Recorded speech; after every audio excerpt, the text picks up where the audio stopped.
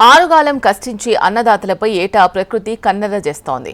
ఏడాది సరైన వానలు లేకపోవడం, దాంతోపాటు చుట్టుముట్టిన తెగుళ్లతో పత్తి పంట దిగుబడి తీవ్రంగా తగ్గింది. లాభాల సంగతి దేవుడెరుగు, కనీసం పెట్టుబడి కూడా వచ్చే పరిస్థితి కనిపించడం లేదని అన్నదాతలు వాపోతున్నారు.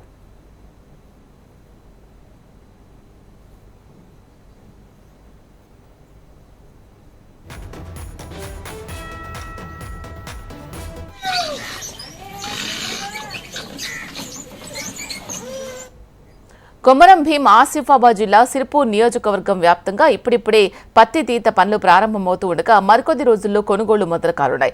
2 ఏళ్లుగా పత్తి పంటకు వాతావరణం అనుకూలించక నష్టపోయిన రైతన్నలు ఏడాది సాగు ఆరంభం నుంచి అవస్థలు పడ్డారు. వానాకాలం సీజన్ మొదట్లో భారీ వర్షాలతో చివరిలో చినుకు జాడలేక నష్టపోతున్నారు. పంటకు సోకిన తెగుళ్లు, పురుగుతో పత్తి దిగుబడి తగ్గుతుందని రైతులు ఆందోళన వ్యక్తం చేస్తున్నారు.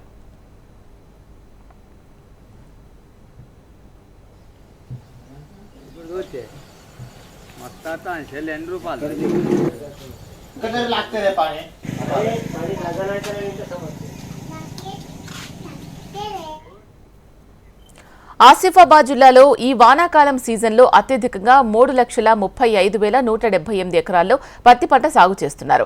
జూన్లో రుతుపవనాల రాక ఆలస్యం కావడంతో సాగు పనులు నెమ్మదిగా ప్రారంభించారు. ఆ తర్వాత 2 వారాల పాటు ఏకధాటిగా కురిసిన వర్షానికి విత్తనాలు ఆశించిన స్థాయిలో మొలకెత్తలేదు.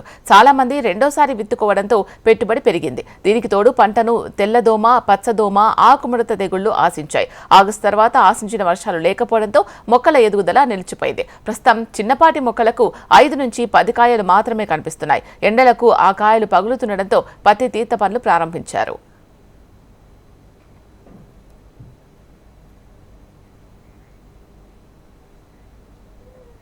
తెల్ల బంగారం పండిస్తే కష్టాలు దూరమవుతాయని భావించిన రైతులకు ప్రతికూల వాతావరణంతో పాటు తెగుళ్ల బెడద వేధిస్తోంది. పురుగు మందులు, ఎరువుల వినియోగంతో ఖర్చు పెరిగింది. కొమరం భీం ఆసిఫాబాద్ జిల్లా కౌటాల, బెజ్జూర్, చింతన, మాలేపల్లి, పెంచికల్పేట్ మండలాల్లో పత్తి సాగు విస్తీర్ణం అధికంగా ఉంటుంది.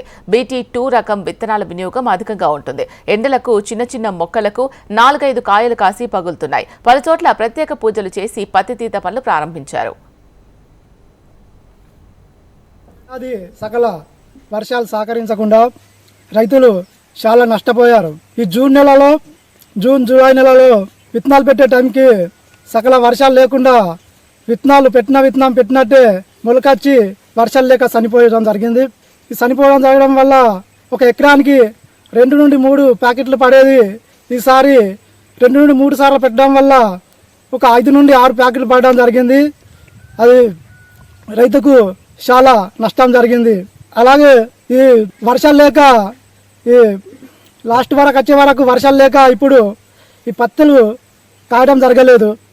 ఒక 30 నుండి 40, 50 కాసే చెట్టుకు ఒక 5 నుండి 6, 10 ఇట్లా పెద్ద చెట్టుకు 15 లాస్ట్ వరకు ఉన్నాయి.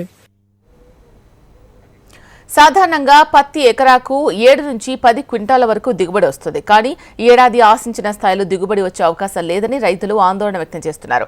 ప్రభుత్వం పత్తి మద్దతు ధర క్వింటాలకు 7,000 పైచిలకు ప్రకటించింది. పంటకు మార్కెట్లో ధర బాగున్నా దిగుబడి రాకపోతే రైతులకు ఎలాంటి ప్రయోజనం ఉండదు. పత్తికి క్వింటాలకు 10,000 నుంచి 12,000 వరకు మద్దతు ధర కల్పించాలని అన్నదాతలు కోరుతున్నారు.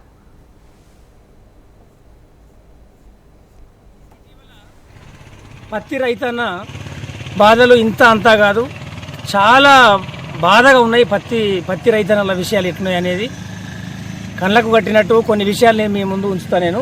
ఎందుకంటే పత్తి విత్తనాలు ఎప్పుడు జూన్ 15 నుంచి 20-25 మధ్యలో విత్తనాలు విత్తుకున్న సందర్భంలో అప్పుడు వర్షాలు సరిగా రాక అట్లా కూడా దెబ్బతిన్నాయి.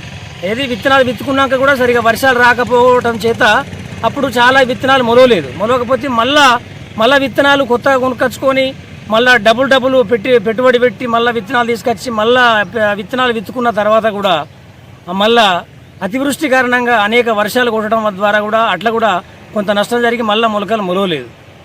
దాని కారణంగా కూడా అప్పుడు ఆ ప్రభుత్వం ఆనాడు ప్రభుత్వం కూడా ఎలాంటి మాకు నష్టపరిహారం సర్వే చేపట్టి ఏదన్నా నష్టపరిహారం కూడా ఎలాంటి ఏం మాకు అందలేదు. ఏమి కూడా చేపట్టి ఏమి ఇవ్వలేదు. గవర్నమెంట్ ఏం సాయం చేయలేదు.